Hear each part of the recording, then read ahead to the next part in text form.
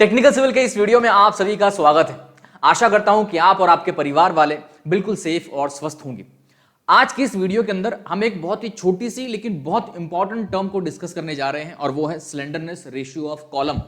काफी लोगों ने, आप में से जितने भी सिविल इंजीनियर्स मुझे देख रहे हैं, उन लोगों ने इस बारे में सुना होगा, इसको पढ़ा भी होगा, लेकिन कई लोग इसको समझ नहीं पाए अच्छे से कि ये होता क्या है। तो आज इस वीडियो में आपके सारे डाउट क्लियर कर लेंगे। इस वीडियो को आखिर तक ध्यान से देखिएगा, शांति से देखिएगा। अगर अच्छा लगे तो एक लाइक भी कर दीजिएगा।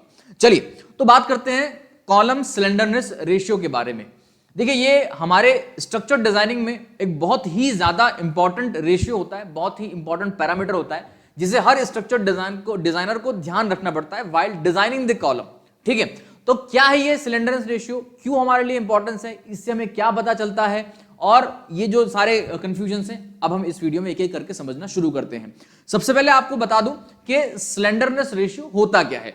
तो ये एक ऐसा रेशियो होता है जो कॉलम की जो ओवरऑल हाइट होती है या उसकी जो इफेक्टिव लेंथ हम कह सकते हैं। मान लीजिए ये आपका कॉलम है इस तरह से एक, ठीक है, तो यहां से लेकर यहां तक जो इफेक्टिव लेंथ ऑफ कॉलम होती है, देखो कॉलम के अंदर डिफरेंट डिफरेंट लेंथ होती है, क्लियर हाइट होती है, इफेक्टिव लेंथ होती है, ठीक है, तो अनसपोर्टेड लेंथ होती है। तो मैं इफेक्टिव लेंथ की बात कर रहा हूं। अब ये जो टर्म्स है बहुत कॉमन है, बहुत सिंपल है, वैसे तो इसके बारे में ऑलरेडी मैंने कई मरतबा डिस्कस किया है, फिर भी अगर कंफ्यूजन है तो आप मुझे कमेंट के अंदर पूछ लेना, I will explain you in next video. ठीक है, चलो, या फिर कमेंट के अंदर ही मैं आपको जवाब दे दूंगा उसको, क्योंकि बहुत सिंपल टर्म है। तो इफेक्टिव लेंथ ऑफ कॉलम जो होती है LE, ये रेशियो में बता रहा हूं क्या होता है। ठीक है, ये रेशियो होता है effective length of the column divide by least lateral dimension. अब लीस्ट लेटरल डायमेंशन का मतलब क्या होता है कि मान लीजिए आपका ये कॉलम है ऐसे, ठीक है, ये कॉलम मान लीजिए 230 बाय 300 mm का है, इसकी मैं डायमेंशन आपको बोल रहा हूं, सपोज कीजिए। तो अब इसमें लीस्ट लेटरल डायमेंशन क्या है, ये क्रॉस सेक्शन जो है मैंने ड्रॉ किया है, इसका लीस्ट डायमेंशन कौन सा है, तो ये सबसे कम, सबसे छोटा लीस्ट लेटरल डायमेंशन इसको कहेंगे। ठीक है, तो 230, यानी जो भी आपकी कॉलम की इफेक्टिव लेंथ रहेगी वो divide by least lateral dimension, ये जो वैल्यू निकल कर आएगी इसको हम कहेंगे इस कॉलम का स्लेंडरनेस रेशियो। ये आपको समझ में आ गया ये रेशियो है क्या, सिंपल है, बिल्कुल क्लियर है। ठीक है, ये रेशियो बेसिकली दो डायमेंशन के बीच का रेशियो है। अच्छा, अब ये रेशियो तो समझ में आ गया कि ये रेशियो है क्या, लेकिन ये रेशियो है क्यों और इससे हमें क्या, हमारे लिए इतना इंपॉर्टेंट क्यों है, हम क्यों इसको डिस्कस कर रहे हैं, क्यों इसको डिजाइनर ध्यान देते हैं। तो समझ लीजिए, ध्यान दीजिएगा आप, बहुत कॉमन चीज मैं बता रहा हूं आपको और बिल्कुल सिंपल एग्जांपल दे के समझाऊंगा। ठीक है, देखो स्लेंडरनेस रेशियो हमें क्या शो करता है, ये हमें ये शो करता है कि आपका जो कॉलम है वो किस बिहेवियर का है या उसका नेचर कैसा रहेगा। यानी और सिंपल मैं अगर आपको करूं तो ये हमें ये बताता है कि आपका कॉलम बहुत थिन और बहुत टॉल तो नहीं है। मतलब एक एग्जांपल ले लीजिए ट्री का, है ना, एक पेड़ पौधे का, झाड़ का एग्जांपल लीजिए। आपने कई सारे ट्री देखे होंगे ऐसे, जो उसके जो टंग्स होते हैं, ट्री के टंग्स जो होते हैं वो बहुत पतले होते हैं और उनकी हाइट बहुत ज्यादा होती है। ऐसे कोई ट्री आपको याद है तो मुझे एग्जांपल उसका नाम जो है कमेंट के अंदर बताइएगा। कि एक ऐसे ट्री होता है जो उसकी ट्रंक बहुत छोटी होती है, मतलब कम होती है ना, नैरो होती है, थिन होती है, और उसकी हाइट बहुत ऊंची होती है। तो ऐसे ट्री को हम स्लेंडर ट्री कहेंगे। क्या कहेंगे इसको हम, स्लेंडर ट्री। अगर एक इंसान की बात कर ले, एक व्यक्ति की बात कर ले, तो ऐसा कोई व्यक्ति जो बहुत दुबला पतला है लेकिन हाइट बहुत लंबी है उसकी, तो ऐसे भी इंसान को हम स्लेंडर इंसान कहेंगे। समझ में आ रही बात आपको, ये स्लेंडरनेस बता रहा है आपको। लेकिन कई पेड़ ऐसे भी होते हैं, कई ट्री ऐसे भी होते हैं जो उनके ट्रंक्स जो होते हैं ना, उनके थड़ जो होते हैं, उनके ट्रंक्स वो बहुत ज्यादा बल्की होते हैं, बहुत ज्यादा वाइड होते हैं और उनकी हाइट उतनी ज्यादा नहीं होती है। तो ये दोनों का आपको डिफरेंस समझ में आ गया कि इसमें से स्लेंडर क्या है, जो लंबे और थिन ट्रीज होते हैं वो स्लेंडर ट्रीज या स्लेंडर व्यक्ति माने जाते हैं, स्लेंडरनेस कहा जाता है उनको। ठीक है, अब इसका हमारे डिजाइन में क्या इंटरफेरेंस है, हम क्यों इसको इतना समझ रहे हैं। तो डिजाइन में इसका मतलब क्या है कि भाई हमारा जो कॉलम है वो ज्यादा अगर स्लेंडर हुआ, यानी अगर हमारा कॉलम बहुत ज्यादा पतला हुआ और हाइट उसकी बहुत ज्यादा हो गई, तो इसमें होगा क्या। अगर मैं ट्री का एग्जांपल दूं आपको, तो जो थिन और लंबा ट्री था, ऊंचा ट्री था बहुत ज्यादा, अगर हवा आएगी, है ना, हवा चलेगी, तो सबसे ज्यादा कौन सा ट्री हिलेगा, जो मोटे थड़ वाला ट्री था वो हिलेगा या पतले थड़ वाला ट्री था वो हिलेगा। जो थिन और लंबा ट्री था ना वो ज्यादा हिलेगा, और जो मोटे जाड़े वाइड थड़ वाला जो ट्री था ना वो कम हिलेगा या नहीं के बराबर हिलेगा। लेकिन जो टॉल एंड थिन जो हमारा ट्री था वो बहुत ज्यादा हिलेगा। इसका मतलब क्या है कि ये उस ट्री की इंस्टेबिलिटी को बता रहा है हमें कि जो लंबा टॉल और थिन ट्री है वो कहीं ना कहीं इतना स्टेबल नहीं है। क्यों? क्योंकि उसका बॉडी स्ट्रक्चर उस तरह का हो गया जो उसको स्टेबिलिटी में नहीं रख रहा है। ओके, तो हमारी बिल्डिंग में क्या हो रहा है कि ये जो कॉलम है हमें इस बात का ध्यान रखना है कि कहीं वो उस ट्री जैसा इनस्टेबल ना हो जाए, अनस्टेबल ना हो जाए। ठीक है, यानी हमें कॉलम की जो हाइट है और उसकी जो क्रॉस सेक्शन है वो प्रोपोर्शनेट इस तरह से करने हैं कि वो एक स्टेबिलिटी उसमें बनी रहे और हमारी इकोनॉमी में मेंटेन रहे। ये हमारे इसका पीछे का मकसद होता है और यही इंपॉर्टेंस है जिसकी वजह से हम इस रेशियो को हमेशा ध्यान में रखते हैं। अब इसको कैसे हम इसके अंदर इंटीग्रेट करते हैं उसको जरा समझिएगा। देखिए, आपको इसके लिए आईएस कोड के कुछ दिशा निर्देश दे रखे हैं, उस पर भी बात करेंगे हम लोग एक-एक करके। ठीक है, तो आपको यह समझ में आ गया कि स्लेंडरनेस रेशियो क्या होता है और इसका मतलब क्या होता है। ठीक है, इसका मतलब क्या होता है, इसका पूरा ओवरऑल मीनिंग समझ में आ गया होगा आपको।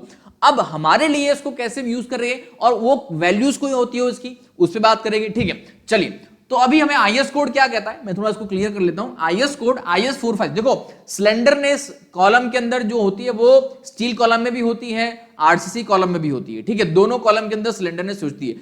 आरसीसी कॉलम के लिए IS 45 2000 हमें डायरेक्शन देता है और स्टील कॉलम के लिए हमें, जो स्टील के सेक्शंस होते हैं उनके लिए हमें IS 800 डायरेक्शन देता है। फिलहाल हम IS 45 की बात करते हैं ताकि आपको स्लेंडरनेस रेशियो का कंप्लीट पूरा एक नॉलेज हो जाए। ठीक है, चलो, तो अभी हमें IS 456 पेज नंबर 41 पे क्या कह रहा है कि आपका जो कॉलम है अगर उसके ये रेशियो अगर उसका आपका लेस देन 12 हुआ, समझ लीजिएगा, अब इस बात को ध्यान से सुनिएगा और समझिएगा। अगर ये रेशियो आपका लेस देन 12 हुआ तो इस कॉलम को हम स्लेंडर नहीं बल्कि शॉर्ट कॉलम कहेंगे।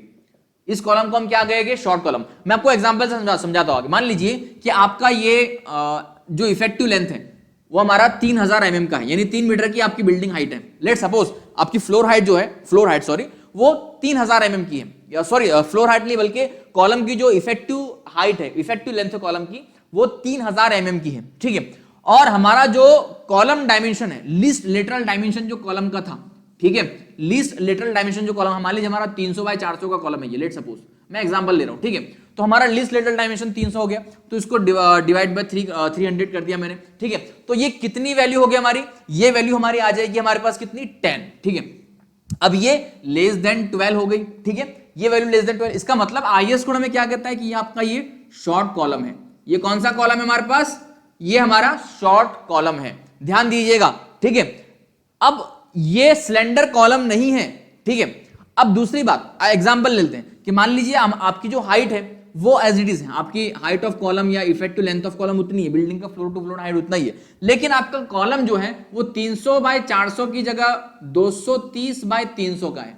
कॉलम का क्रॉस सेक्शन कम हो गया, तो यहां पर 230 कर दो, तो ये हमारे पास वैल्यू तकरीबन 13 के आसपास आ जाएगी। ठीक है, 13 आ जाएगी। अगेन ये हमारा ग्रेटर देन 12 हो गया। इसका मतलब क्या है कि ये हमारा लॉन्ग या फिर हम इसको कह सकते हैं स्लेंडर कॉलम है। कौन सा कॉलम है? ये स्लेंडर कॉलम है, क्योंकि इसकी जो रेशियो है वो 12 से एक्सीड कर गया है। ये आपको वो कहा, मैं वो बता रहा हूं जो आईएस कोड ने कहा है। पेज नंबर 41 पे आप देख सकते हो, क्लॉज नंबर 25 के अंदर। ठीक है, आईएस कोड कहता है कि अगर आपका रेशियो ये 12 से कम है तो आप इसको शॉर्ट कॉलम कहोगे, और अगर वो रेशियो आपका 12 से ज्यादा है तो उसको आपको स्लेंडर कॉलम कहना पड़ेगा। ठीक है, लेकिन ऐसा नहीं कि अब देखो स्लेंडर कॉलम तो हमने कह दिया है ना, तो इसका मतलब कि हम इसको रिजेक्ट कर देंगे? नहीं, स्लेंडरनेस की भी एक लिमिट होती है। वो लिमिट अगर पार हो गई तो आईएस कोड कहता है कि स्लेंडर को अवॉइड कीजिए, अदरवाइज थोड़ी बहुत स्लेंडरनेस तो कॉलम में होगी। कई जगह ऐसा होता है, आपकी डबल हाइटेड बिल्डिंग होती है, डबल हाइटेड फ्लोर्स होते हैं, इंडस्ट्रियल बिल्डिंग्स होती हैं, कम्युनिटी हॉल्स होते हैं, जहां पर हाइट ज्यादा होती है। ये 3000 mm की जगह 4000 mm, 4500 mm, 5000 mm तक की हाइट होती है। ठीक है, फ्लोर हाइट। तो ऐसे में क्या करोगे? यहां पे ऐसी जगह पर स्लेंडरनेस रेशियो बढ़ता है आपका, ऑब्वियसली बढ़ेगा। अगर ये मान लीजिए कि आपकी हाइट ज्यादा हो गई तो ऑब्वियसली यहां स्लेंडरनेस रेशियो ज्यादा हो जाएगा। ठीक है ना, तो स्लेंडरनेस रेशियो कितना ज्यादा हो तो चलेगा, ये आपको पता होना चाहिए। तो इसके लिए भी आईएस कोड ने आपको क्या बताया है? आईएस कोड ने आपको बताया है कि अगर आपके कॉलम की स्लेंडरनेस की वैल्यू, ध्यान दीजिएगा, मैक्सिमम वैल्यू बता रहा हूं आपको, 60 इंटू लीस्ट लेटरल डायमेंशन, इससे ज्यादा एक्सीड नहीं करनी चाहिए। ये maximum value of slenderness ratio है, यानी 60 इंटू 230, ठीक है, यहां हमारे एग्जांपल के मुताबिक। तो 60 इंटू LLD यानी लीस्ट लेटरल डायमेंशन, इससे ज्यादा आपकी स्लेंडरनेस कॉलम की एक्सीड नहीं करनी चाहिए, टोटली अनएक्सेप्टेबल है, उसको अवॉइड किया जाना चाहिए, स्ट्रिक्टली आईएस कोड ने आपको ये बताया है, आपको इसको ध्यान रखना पड़ेगा, ठीक है। तो ये एक तो मैक्सिमम वैल्यू हो गई आपकी। लेकिन अभी हमारे पास जो आसपास हमारे कॉमनली प्रैक्टिकली जो इन रियल प्रोजेक्ट हम कर रहे हैं, उसके अंदर ये वैल्यू कहां तक चल जाती है, तो ये भी आपको मैं अंदाजे के तौर पर बता देता हूं कि 10 से 20, 30, 25 के आसपास ये वैल्यू आती है और इसको एक्सेप्ट किया जा रहा है, ये चल रहा है और हम इसको चला सकते हैं, ये एक्सेप्टेड है, ठीक है। तो अगर आपकी 10, 20, 25, 30 अगर स्लेंडरनेस रेशियो आ रही है तो you can allow it, you can accept it, you can design it and you can execute the column, it is no harm. लेकिन अगर आपकी वैल्यू बहुत ज्यादा 40, 50, 60 के ऊपर जा रहा है स्लेंडरनेस रेशियो, तो फिर you have to change the cross section of the column, क्योंकि यही एक ऑप्शन है हमारे पास, क्रॉस सेक्शन चेंज करने का ऑप्शन है, दूसरा ऑप्शन नहीं है, क्योंकि हाइट तो वही रहेगी, तो क्रॉस सेक्शन बड़ा कर दो। तो ये कुछ सिंपल एग्जांपल थे जो आपको मैंने स्लेंडरनेस रेशियो के बताए हैं। अब एक और चीज में समझ लीजिएगा कि हमारा ये जो कॉलम है, हमें अगर पता चला कि ये शॉर्ट कॉलम है, मान लीजिए हमें मालूम पड़ा कि इसका जो रेशियो है ये 12 से कम है, तो ये क्या बताता है हमें ये बताता है कि आपका जो कॉलम है अगर वो फेल हुआ तो वो फेल क्रशिंग में होगा। किस चीज में फेल होगा, ये क्रशिंग में फेल होगा। अब क्रशिंग का मतलब क्या होता है, क्रशिंग का मतलब ये फेल किस में होगा, क्रशिंग में फेल होगा।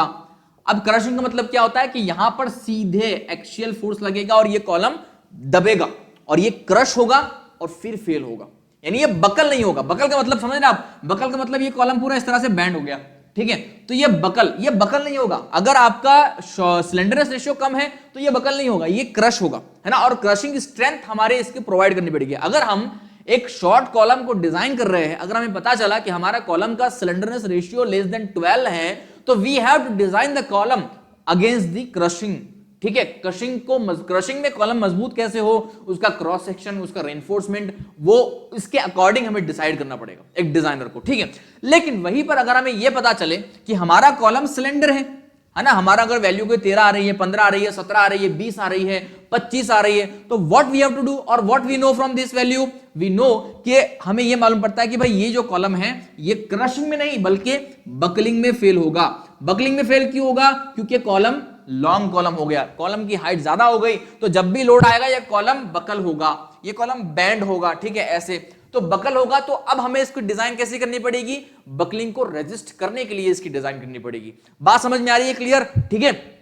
तो ये दो वैल्यूज हमें दो चीजें बता रही हैं और इन दो चीजों के बेसिस पर हमें इस कॉलम को डिसाइड करना पड़ता है कि कैसे डिजाइन करना है। ये इसलिए स्ट्रक्चर डिजाइनर के लिए इंपॉर्टेंट पैरामीटर होता है क्योंकि ये बताता है कि आपका जो कॉलम आप डिजाइन करने जा रहे हो वो कौन सी कैरेक्टरिस्टिक का है और उसके लिए आपको कैसे डिजाइन करना होगा, ठीक है। तो बस यही मोटी मोटी चीजें थी जो स्लेंडरनेस रेशियो से हमें पता चलती है और हर एक स्ट्रक्चर डिजाइन इंजीनियर को या सिविल इंजीनियर को मालूम होनी चाहिए, ठीक है। इसके अलावा अगर आपके और भी कोई कंफ्यूजन है, कोई डाउट है, तो आप मुझे कमेंट के अंदर पूछ सकते हो। You are free to ask your doubt, okay, and we are also available to answer your doubts, okay. इसके अलावा अगर और कोई आपको इसके हट के टॉपिक कोई समझने हैं, हमसे सीखने हैं, तो वो भी आप कमेंट सेक्शन के अंदर हमें पूछ सकते हो।